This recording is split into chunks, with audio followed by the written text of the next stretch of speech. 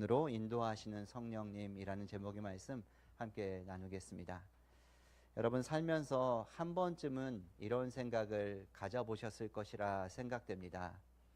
나는 분명히 기도했는데, 나는 하나님의 뜻을 구하며 진지하게 신중하게 결정을 내렸는데, 내가 말씀대로 살려고 노력했는데 왜 결과가 이 모양이지? 왜 일이 이렇게 꼬여버리는 거지? 왜 이렇게 되었을까? 기도 응답이라고 믿고 내린 결정인데 상황이 더 나빠져 버립니다. 성령의 인도를 따른다고 했는데 힘들고 예상치 못한 어려움이 다가옵니다. 그때 우리 안에 어떤 마음의 소리가 들립니까? 아, 내가 잘못 들은 건가? 하나님이 정말 날 사랑하시나? 뭐가 잘못됐지? 그런 적 있으셔요, 여러분? 네. 저도 그런 적이 여러 차례 있습니다. 난처하고 난감하더라고요. 인생에 그런 때가 있습니다. 오늘 본문이 바로 그런 질문에 대한 답변입니다. 이 본문은 초대교회 2000년 된 기독교 역사, 초대교회 오랜 전통 가운데 사순절에 이 본문이 다루어집니다. 우리도 사순절에 이 시험 장면을 다룬 적이 여러 차례 있습니다. 그런데 이 같은 본문이 성령의 절기, 성령 강림절 이후에 이 둘째 주인 오늘에 다시 한번 이 본문이 설교의 본문으로 정해져 있습니다. 왜 그럴까요? 성령의 절기에 우리가 성령님을 더 알아가고 또 성령님과 동행하고 성령님의 인도를 따라 살아가는 그런 법을 익히기 위해서 주어진 본문이 오늘 이 본문입니다. 오늘 이 본문을 통해서 특별히 우리를 인도하시는 성령님에 대해서 함께 살펴보겠습니다. 사실 더 좀 깊은 이야기를 나누고 싶은데 오늘 우리 중고등부 아이들이 함께 참여해서 좀 기본적인 이야기들 함께 나누고 성령의 인도에 대해서 더 깊은 이야기를 듣기 원하시는 분은 제 전화번호가 있습니다. 010-9428-9420에 언제든지 연락하시고, 책을 공부하고 싶습니다. 그러면 안내해 주십시오. 제가 이 부분을 오랫동안 공부하고 신학교에서 또 이 부분 집중해서 팠고 하고 싶은 말이 많은 부분인데 오늘은 우리 중고등부 아이들을 위해서 수위를 조절해서 함께 말씀을 나누겠습니다. 우리 오늘 1절 본문 좀 집중해서 보기 원하는데요. 1절 본문만 다시 한번 읽어보겠습니다. 예수께서 성령의 충만함을 입어 요단강에서 돌아오사 광야에서 40일 동안 성령에게 이끌리시며. 자, 이 본문을 보십시오. 주어는 누굽니까? 주어는 예수님입니다. 그런데 성령이란 단어가 두 번이나 나옵니다. 예수님이 성령의 충만함을 입으셨다. 그리고 예수님이 충만함을 입은 예수님이 성령님께 이끌리셨다. 주어를 바꾸면요, 성령님이 예수님을 충만하게 하셨다. 성령님이 예수님을 인도하셨다. 이렇게 됩니다. 누가는 우리에게 아주 중요한 사실을 알려줍니다. 여러분, 누가가 지은 성경이 두 권이 있습니다. 누가복음과 사도행전이 있습니다. 묶어서 누가행전이라고 하고, 원래는 이 두 권이 한 권의 책이었습니다. 누가행전. 누가복음과 사도행전이 매우 비슷한 구조로 되어 있습니다. 이 두 성경에 성령, 충만이라는 단어가 가장 많이 나옵니다. 그래서 누가복음은 성령의 복음서라는 별명을 갖고 있습니다. 사도행전은 성령행전이라는 별명을 갖고 있습니다. 누가는 성령의 사람입니다. 성령을 유독 주목하며 성령의 역사를 많이 기록한 사람입니다. 그 누가가 오늘 이 예수님의 시험 장면을 다루면서 성령님을 두 번이나 언급하고 있다는 것, 중요한 부분입니다. 여러분, 여기서 우리가 살필 것 중에 하나는 성령 충만이라는 것이 어떤 특별한 감정 상태가 아니라는 것입니다. 뜨거운 감동을 경험하는 것이 성령 충만이 아닙니다. 성령 충만은 성령께서 내 삶을 다스리시는 상태를 가리킵니다. 내가 내 인생의 주인이 아니라 내 죄된 욕망과 탐욕과 어떤 본성에 의해 내가 살아가고 그거에 이끌려 사는 삶이 아니라 성령께서 주인 되셔서 그분의 인도 따라 살아가는 삶, 그것이 성령 충만한 삶입니다. 성령 충만한 사람은 그래서 성령의 인도를 받으며 살게 됩니다. 예수께서 성령 충만하셨고 그 성령의 인도를 받아 광야로 가시죠. 에베소서 5장 18절 이렇게 말씀하고 있습니다. 술 취하지 말라. 이는 방탕한 것이니 오직 성령의 충만함을 받으라. 술 취한 사람 보셨습니까? 술 취해 보셨죠? 네. 나도 모르게 네라고 대답한 분이, 술의 영향을 받으면요, 술에 잔뜩 취하면 술의 지배를 받습니다. 전부터 이게 절도 하고요, 막 여기저기 개우기도 하고요, 등등등 참 난처한 행동들을 하죠. 마찬가지로 성령의 충만함을 받는 사람은 성령의 영향을 받습니다. 성령의 다스림을 받습니다. 생각하는 방식도, 말하는 방식도, 선택하고 결정하는 방식도 성령의 다스림 안에 들어갑니다. 그래서 여러분, 우리가 어떤 생각을 하는지, 어떤 말을 하는지, 그리고 그 사람이 중요한 순간에 어떤 결정을 하는지만 보아도 성령의 다스림 안에 있는지, 성령의 인도를 받고 있는지가 보입니다. 나는 그렇게 잘 못 살아도 그렇게 사는 사람은 보여요. 우리는 그 정도로 분별할 수 있는 감각을 갖고 있습니다. 성령의 충만함을 받는 사람은 성령의 다스림 가운데 들어가고 성령의 인도를 받습니다. 그런데 오늘 본문에서 우리가 좀 놀라운 점이 있는데요, 성령 충만한 예수님을 성령께서 어디로 이끄시느냐, 어디로 인도하셔요? 성전입니까? 잔치자리입니까? 뭐 성공하는 자리입니까? 그것이 아니라 어디예요? 광야. 광야. 낮엔 뜨거운 햇살, 밤에는 차가운 추위, 들짐승이 있고 물이 없고 모든 것이 결핍된 광야로 이끄신다. 이 점은 우리가 오늘 깊이 묵상하기 원합니다. 우리는 흔히 이렇게 생각하거든요. 성령의 인도를 받으면 모든 일이 잘 될 거야. 하나님이 이끄시는데 푸른 초장 쉴만한 물가로 가야죠. 주님이 이끄시는데 꽃길이 펼쳐질 거야. 그런데 오늘 본문은 정반대를 우리에게 보여줍니다. 성령 충만한 예수님이 성령에 이끌려서 광야로 가십니다.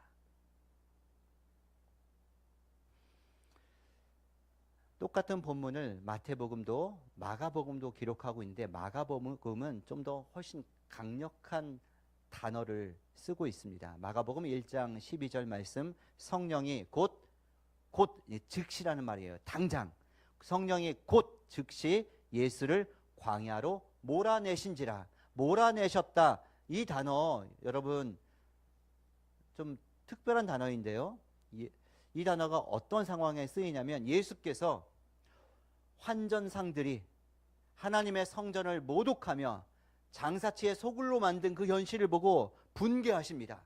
그래서 상을 뒤엎으시고 채찍으로 상을 때리시고 난장판을 만들어 놓은 그곳을 다 갈아엎으시고 소와 양을 바깥으로 내쫓으십니다. 그때 환전상과 짐승들을 내쫓을 때 사용한 단어, 몰아내실 때 사용한 단어가 요 단어예요. 그리고 예수께서 귀신 들린 사람들에게서 귀신을 쫓아낼 때 사용된 단어가 요 단어예요. 그 강렬한 단어로 지금 마가가 기록을 하고 있는 겁니다. 성령님이 예수님을 광야로 내모셨다고. 왜 그럴까요? 성령의 인도가 언제나 편안한 길은 아니라는 것을 보여주기 위해서입니다. 여러분 상상해 보세요.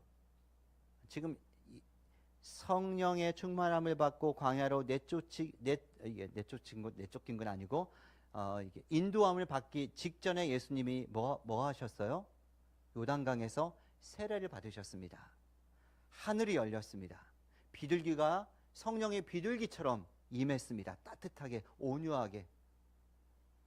그리고 하늘에서 들려온 하나님의 음성, 너는 내 사랑하는 아들이다. 내가 너를 기뻐한다. 이 얼마나 놀라운 순간입니까? 얼마나 은혜로운 장면, 황홀경입니까? 그 은혜 속에 조금 더 머물고 싶지 않았을까요? 그런데 성령님이 곧장 즉시 당장 예수님을 광야로 내몰아 가십니다. 여러분, 이 부분은 우리가 받아들이기 어려운 진실입니다. 성령님은 언제나 우리를 편한 곳으로만 인도하시지 않습니다. 때로는 힘든 자리로 인도하십니다. 때로는 이해되지 않는 자리로 이끄십니다. 때로는 광야로 여러분을 데려가십니다. 그래서 우리가 반드시 버려야 할 신앙의 오해 중 한 가지가 있습니다. 그것은 어려움이 생기면, 힘든 일이 생기면 그건 하나님 뜻이 아니다 라는 생각입니다. 그렇지 않습니다. 성경은 그렇게 가르치지 않습니다. 오히려 오늘 본문은 이렇게 말합니다. 어려움이 있다고 해서 성령의 인도가 아닌 건 아니다.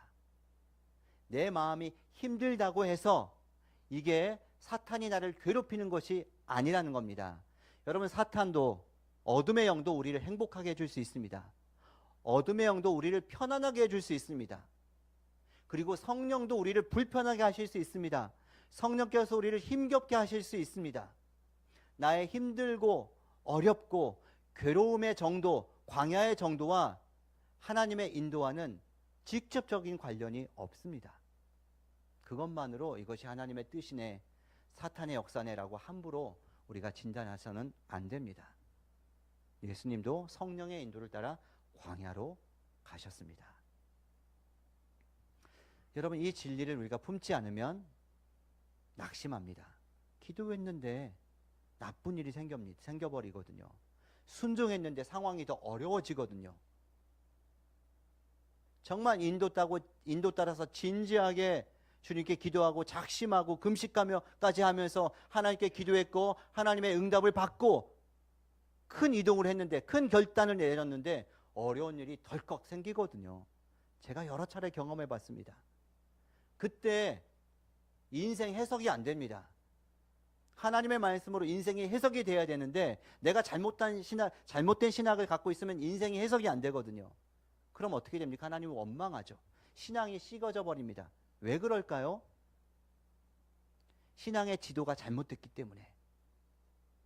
성령의 인도를 따르면 꽃길만 걷고 성공만 하고 좋은 일만 터질 것이라는 오해 때문입니다. 잘못된 지도입니다. 성령님이 우리를 물론 좋은 곳으로 인도하셔요. 그러나 항상 편하고 넓은 곳으로 이끄시지 않습니다. 때로는 불편하고 험한 광야로 어떤 목적과 의도를 가지고 이끄십니다. 왜요? 왜 그래야 합니까? 왜 우리를 광야로 이끄십니까? 힘든데, 괴로운데. 왜 우리를 이렇게 못살게 구는 주체가 성령님입니까? 성령님은 왜 예수님을 광야로 이끄셨을까요? 초대 교부들을 이 부분에서 흥미로운 말을 했습니다. 예수께서 당신의 정체성과 당신의 소명, 부르심, 인생의 비전이죠. 이것을 또렷하게 확인하신 장소는 요단강이 아니라 광야였다는 것입니다. 광야에서 사탄이 끊임없이 질문하고 시험합니다. 네가 만일 하나님의 아들이거든, 네가 정말 하나님이 너를 정말 사랑한다면, 정말 하나님이 함께한다면 나에게 절해봐라. 이 성전 꼭대기에서 뛰어내려봐라. 돌을 떡으로 만들어봐라. 여러분, 광야는요 우리의 정체성을 흔듭니다. 마구 흔들어댑니다.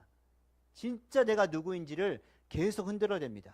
그러나 바로 그 자리에서 예수께서 더욱더 분명하게 하나님의 아들로 서셨습니다. 하나님의 사랑받는 아들이라는 정체성, 그리고 세상을 구원하러 온 메시아 그리스도라는 소명, 그것이 가장 선명하게 새겨진 자리는 감미로운 요단 강변이 아니라 사탄의 시험이 있던 광야였습니다. 여러분, 우리도 마찬가지입니다. 광야는요 여러 가지 얼굴로 우리를 찾아옵니다. 여러분 가운데 광야를 지난 분들이 계실 겁니다. 어떤 분에게는 질병이 광야입니다. 기도해도 쉽게 낫지 않는 이 병이 광야죠. 점점 퇴화되는 불편한 몸을 안고 보내야 하는 나의 여생이 그 자체가 광야입니다. 어떤 분에게 광야는 자녀입니다. 이놈의 남편입니다. 시댁일 수 있습니다.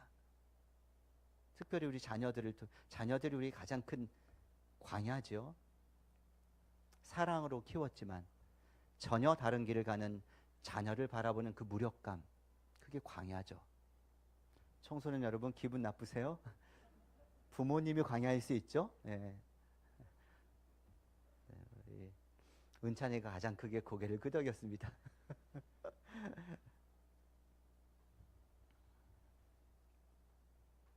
어떤 분에게 관계가 광야죠. 가까운 사람에게 상처받는 것, 그게 광야 아닙니까? 사역이 광야일 수 있습니다. 열심히 섬겼지만 열매가 보이지 않는 그 허탈감이 광야로 우리를 버겁게 합니다. 우리는 저마다 자기 수준, 자기 농도의 광야를 지나고 있습니다. 광야가 좋으신 분 계셔요? 없을 겁니다. 광야가 싫습니다. 자진해서 광야로 들어가는 바보는 없습니다. 가능하면 피하고 싶죠. 그러나 성령님은 우리를 어떤 목적으로, 어떤 큰 그림을 가지고 광야로 이끄셔요. 불편한 진실입니다. 신앙의 역사를 보면 가장 깊은 변화는 늘 광야에서 이루어졌습니다. 풍요가 사람을 성숙하게 하기보다 고난이 사람을 정말로 성숙하게 만드는 것을 우리는 성경을 통해서 많은 인물들을 보면서 확인할 수 있습니다. 편안함이 사람을 하나님께 이끄는 경우보다요, 광야가 사람을 하나님께 이끄는 경우가 훨씬 더 많습니다. 광야는 우리를 파괴하는 장소가 아닙니다. 하나님께서 우리를 빚으시는 장소입니다. 광야에서 우리의 정체성이 더 또렷해집니다. 우리의 소명이 광야에서 비로소 발견되고 더 깊어집니다. 우리가 붙들고 있던 거짓 안전장치들을 내려놓게 하시고 하나님 한 분만을 더 깊이 의지하도록 만드는 장소가 광야입니다. 그래서 어떤 때는 광야가 하나님의 가장 깊은 은혜가 될 수 있습니다. 많은 사람들을 오해합니다. 삶이 힘들 때마다 하나님이 나를 떠나셨나 보다, 나를 사랑하지 않나 보다. 아니요, 성경은 정반대로 말합니다. 성령님은 광야에서 가장 깊이, 가장 활발하게 일하십니다. 제가 성령의 절기를 맞이하여 성령에 관한 책을 읽다가 가슴 깊이 와닿은 그런 내용이 있었습니다. 신약학자 잭 레비슨이 쓴 글인데요. 우리 좀 길지만 함께 좀 음미하면서 이 글을 함께 소리 맞춰 읽어보았으면 합니다. 거룩한 영은 우리 안에서 일하시되 특히 우리가 사망의 음침한 골짜기를 느릿느릿 지나가는 그 순간에 가장 열심히 일하신다. 우리가 힘을 모아 겨우 내뱉는 한마디 찬양 속에 진실한 삶을 살아내려는 우리의 모든 몸부림 속에 우리가 신실하게 내딛는 고된 발걸음마다 성령은 고동치고 있다. 은혜가 되는 말 아닙니까? 여러분 돌아보면 정말 그렇습니다. 우리 인생에서 하나님을 정말 깊이 경험했던 순간이 언제였습니까? 모든 게 잘 될 때였습니까? 잘 풀릴 때였습니까? 성공 가도를 달릴 때였습니까? 아니면 더 이상 의지할 것이 없어서 하나님께 매달렸을 때였습니까? 저는 늘 후자였습니다. 여러분은 어떻습니까? 많은 성도님들이 고백합니다. 그때는 정말 죽는 줄 알았어요. 미치는 줄 알았어요. 그런데 지나고 보니까 하나님이 가장 가까이 계셨어요. 그때 그 광야 속에서, 그때 그 캄캄한 어둠 속에서, 그 터널 속에서 저도 몰랐는데 제 안에 저를 괴롭히던 그 영적인 암세포들이 씻겨져 나갔어요. 제가 그때 저도 몰랐는데 변화되었어요. 그 이후로 제가 더 자유로운 사람, 더 지혜로운 사람, 더 능력 있는 사람, 더 깊은 사람이 되었어요. 이런 고백을 저는 여러 형태로 많이 들었습니다. 저도 그랬고요. 여러분, 광야는 하나님의 부재를 증명하는 장소가 아닙니다. 오히려 하나님의 임재를 더 깊이 경험하는 장소가 광야입니다. 그러므로 사랑하는 성도 여러분, 지금 광야를 지나는 분 계시다면 하나님이 나를 버리셨다, 이렇게 생각하지 마십시오. 오히려 하나님이 지금도 나를 빚고 계신다, 나와 함께 계신다, 이렇게 생각하십시오. 광야는 하나님의 작업장입니다. 광야에서 성령님이 가장 열심히 일하고 계십니다. 네, 그렇다면 우리는 어떻게 이 성령님의 인도를 받으면서 살아갈 수 있을까요? 성령의 인도를 받아 살기 위해 어떤 방법이 필요할까요? 가장 근본적이고 또 중요한 세 가지 방법을 하나씩 짧게 이야기하고 싶습니다. 첫 번째는 기도입니다. 성령님은 기도 가운데 우리를 인도하십니다. 기도하지 않으면 성령의 인도를 받기 어렵습니다. 물론 성령님께서 일상 속에서도 우리에게 얼마든지 말씀하실 수 있는 분입니다. 일할 때에도 말씀하실 수 있어요. 대화할 때도 말씀하실 수 있어요. 산책 중에도 말씀하실 수 있어요. 저는 화장실 들어갈 때 종종 성령의 어떤 터치를 경험합니다. 샤워할 때, 그리고 여하튼 화장실에 있을 때. 여러 형태로 성령님 우리에게 말씀하시는 분입니다. 하지만 우리가 그때는 들을 준비가 안 되어 있어요. 잘 들으려면 잘 들을 수 있는 나의 골방에 들어가야 합니다. 그렇게 일상 속에서 하나님과 활발하게 교류하는 것은 꾸준하고 오랜 기도 생활로 영적 감각이 활짝 열린 사람들에게 해당되는 이야기입니다. 실제로 여러분, 우리가 성령의 인도를 가장 많이 받는 때는 언제입니까? 기도할 때 아닙니까? 저는 대부분 기도할 때 주님께 정신을 집중하고 마음을 오롯이 올려드리며 하나님과 내적으로 소통하는 가운데 하나님의 마음이, 하나님의 뜻이, 하나님의 계획이 제 마음에 탁탁탁 와닿습니다. 여러분도 그렇지 않습니까? 여러분, 성령의 인도를 받고 싶다, 그러면 기도하십시오. 매일 시간을 정해서 하나님 앞에 머무르십시오. 기도 가운데 진솔하게, 기도는요 자기 성찰의 시간이에요. 하나님 앞에 내가 뭘 어떻게 기도할지 모르면 내 마음을 모른다는 뜻이에요. 나의 욕구가 무엇인지, 내가 정말 무엇을 욕망하는지, 내가 무엇이 답답하고 억울하고 서럽고 서운한지, 그런 마음, 그런 감정을 아뢰는 겁니다. 그거 먼저 하는 거예요. 이 마음의 먹구름이 지워지고 이 마음의 이 파이프를 꽉 막고 있는 이 오물질들이 사라져야 마음이 뚫려서 성령의 음성이, 하나님의 말씀하심이 나에게 올 수 있는 것입니다. 그래서 먼저 나를 알고 내 마음속에 응어리진 것들, 감정들, 아픔들, 고통들, 내 욕구들을 가감없이 진솔하게 하나님께 아뢰십시오. 그리고 거기서 그치지 말고 이제 잠잠하게, 하나님 말씀하실 시간이잖아요. 내가 말했으면, 그리고 귀를 기울여 듣는 겁니다. 그런 시간을 5분부터 하십시오. 5분 하고 좀 더 나가서 10분 하고, 그렇게 기도하는 것, 가장 본질적인 것이죠. 두 번째, 말씀 안에 거하는 것입니다. 성령님은 말씀을 통해 인도하셔요. 말씀은 하나님의 이 성경 말씀, 하나님의 마음, 하나님의 뜻, 하나님의 계획을 담은 특별 계시입니다. 성령님은, 성령의 특징이 뭐냐면 예수께서 요한복음 14, 15, 16장에서 돌아가시기 전날 밤 제자들에게 많은 말씀을 가르치셨어요. 거기에 성령에 대한 중요한 정보들이 여러 군데 나오는데, 성령님은 진리의 영이셔요. 말씀의 영이에요. 우리로 하여금 말씀을 생각나게 하셔요. 말씀이 기억나게 하세요. 말씀을 깨닫게 하시고 말씀을 적용케 하셔요. 그래서 여러분, 말씀을 모르면 성령님의 인도를 받기 어렵습니다.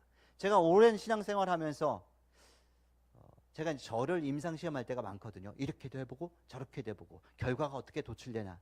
근데 제가 이제 좀 또렷하게 기도하다가 종종 하나님께서 특정한 말씀을 떠오르게 하실 때가 있잖아요. 누군가를 위해 기도할 때, 저를 위할 때보다 특히 어떤 누군가를 위해 중보할 때, 교회를 위해, 세상을 위해, 어떤 어려운 성도를 위해 기도할 때 어떤 말씀이 탁탁 떠오를 때가 있어요.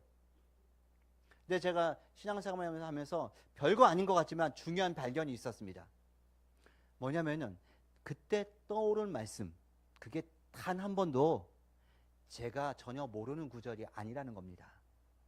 이미 내 뇌세포, 내 뉴런 속에, 내 시냅스 속에 저장되어 있던 어떤 말씀을 성령께서 영감하셔서 툭 건드리시는 거예요. 그러니까 성령님은 우리가 이미 알고 있는 말씀을 통하여 일하십니다. 우리가 이미 알고 있는 말씀을 기억나게 하십니다. 이미 알고 있는 말씀이 별로 없으면요, 그럼 잘 말씀이 기억날 말씀이 없어요. 성령께서 말씀을 기억나게 하신다, 생각나게 하신다. 근데 내가 말씀이, 내 안에 별로 말씀이 안 담겨있으면 모르겠죠. 그러므로 여러분, 말씀을 많이 알고 읽고 묵상할수록 성령의 인도를 더 분명하게 받을 가능성이 높아지는 거죠.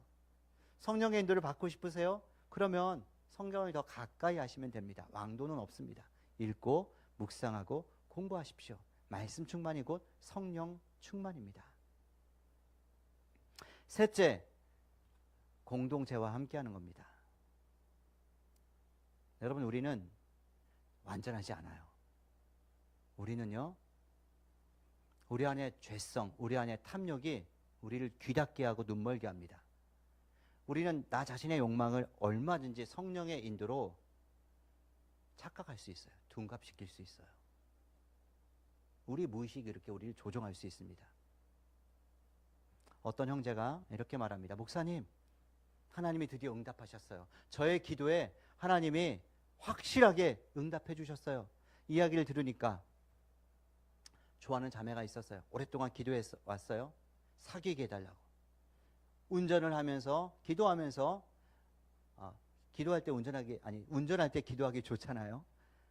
그래서 운전하면서 하나님, 뭐 그 자매를 떠올리며 또 그 자매랑 어떻게 길이 열리고 사귀게 해달라고 기도했는데, 때마침 기도하며 가고 있는데 새로운 광고판이 눈에 확 들어오는데, 그 광고판에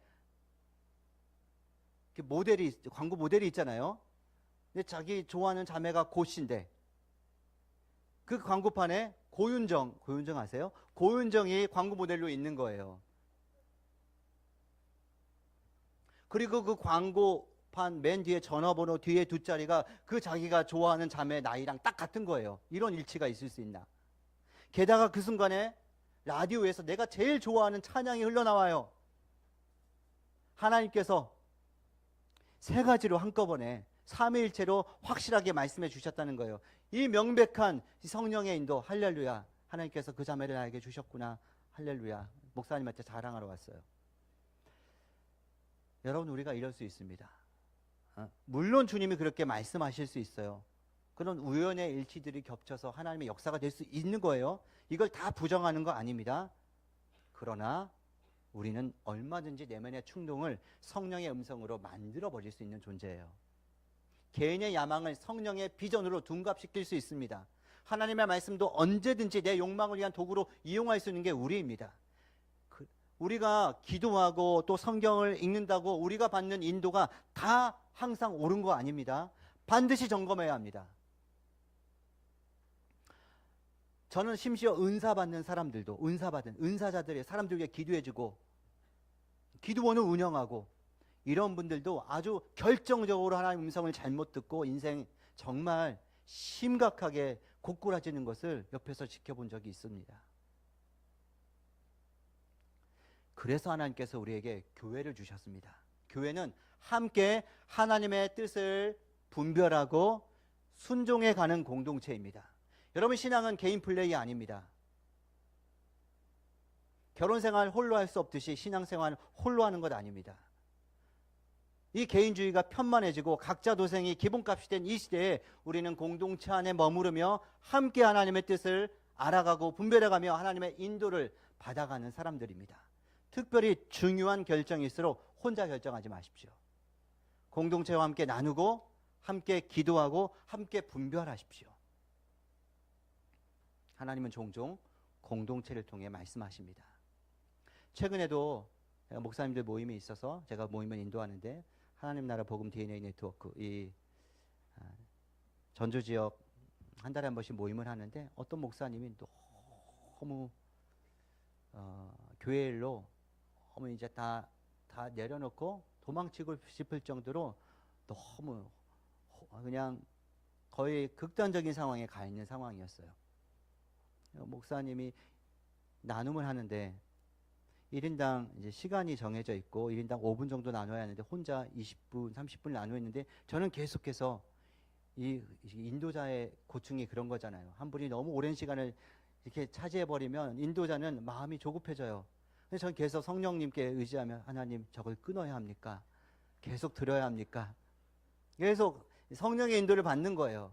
근데 지금 진지하고 어려운 얘기를 하므로 다른 분들이 자기 시간을 내주고 집중해서 듣고 그리고 끝났고 남은 시간 다른 분들이 2분, 1분이라도 좀 자기 나눔을 하게 할까? 아니면 저분의 그 나눔을 듣고 네, 기도할게요 하고 넘어간다면 우리가 기도할까? 그래서 성령님께 잠깐 여쭙고 성령님 제가 이 시간 무엇을 하기 원하십니까? 저 죽어가는 한 목사님 한 지체에게 집중하자. 그래서 다른 분들의 양해를 구하고 그분을 위해 함께 기도하자고. 너무 어려운 목사님 위해서 함께 기도하자고 기도하는데 정말 함께 이제 분별하는 거죠. 이 목사님을 향한 하나님 아버지의 마음이 우리 한 사람 한 사람에게 전해지는 거예요. 같이 울고 목사님 통곡하고 우리도 함께 울며 또 기도하면서 받은 마음들을 함께 나누고 기도해 줄 때 목사님이 정말 깊이 회복되는 걸 다시금 교회에 머무르면서 지금 잘 이겨내고 있는 중이거든요. 그런 경험이 있습니다. 여러분 셀 안에서 누군가가 날마다 그러지 마시고 누군가가 힘든 결정 앞에 어려움 앞에 있을 때 함께 기도하며 자기를 위해서 기도할 때는요 뭐 음성이고 뭐고 말씀이고 뭐가 안 들려요. 근데 하나님은 사랑의 영이잖아요. 우리가 사랑으로 누군가를 희생하고 봉사하고 위해 기도할 때는요 성령님이 정말 신바람 나게 일하셔요. 보여주시고 알려주시고 주님의 마음을 부어주십니다. 그렇게 하나님 뜻을 함께 분별해가는 것이 교회 공동체, 셀 공동체입니다. 이렇게 우리는 말씀과 기도와 공동체를 통하여 하나님의 인도를 받으며 살아갈 수 있습니다. 성도 여러분, 처음 제가 여러분께 질문 드렸습니다. 나는 분명히 기도했는데 하나님의 뜻을 구하고 결정을 했는데 왜 이 모양이 됐을까? 왜 이렇게 일이 꼬였을까? 그 우리의 의문에 대해 오늘 본문이 말해줍니다. 예수님도 성령 충만하셨고 성령의 인도를 받으셨다고. 그리고 그 인도가 향한 곳은 광야였다는 것입니다. 그러므로 여러분 기도했는데 광야가 펼쳐졌다면 말씀대로 살려고 애썼는데 어려움이 닥쳤다면 순종했는데 예상치 못한 고난이 왔다면 그것은 반드시 실패를 의미하는 것 아닙니다. 오히려 그것은 성령님의 정상적인 인도일 수 있습니다. 그런데 여러분 오늘 본문을 마지막에 보십시오. 광야가 끝이 아니에요.